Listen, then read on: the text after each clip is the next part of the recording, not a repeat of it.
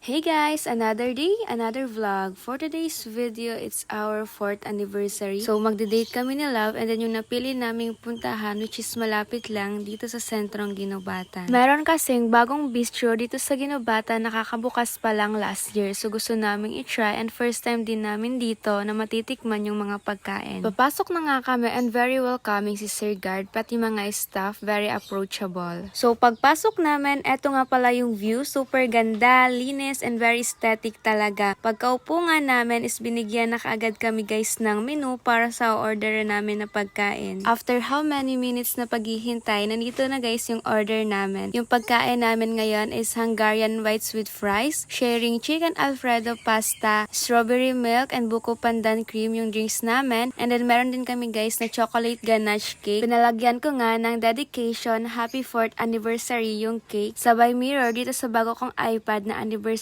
gift niya sa akin. And syempre, hindi mawawala yung yearly tradition namin sa cake. Tapos na nga kami kumain and for the billing na si Love. And after namin dito sa loob, lumabas nga muna kami saglit. Inabot na nga kami guys ng gabi dito sa Hiraya Bistro and thank you so much dito sa aming photographer, videographer namin na si Mark Ravenano. On the way na kami pa uwi and that's the day how we spent our 4th anniversary. So yun lang guys for today's video. Thanks for watching. See you on my next video. Bye!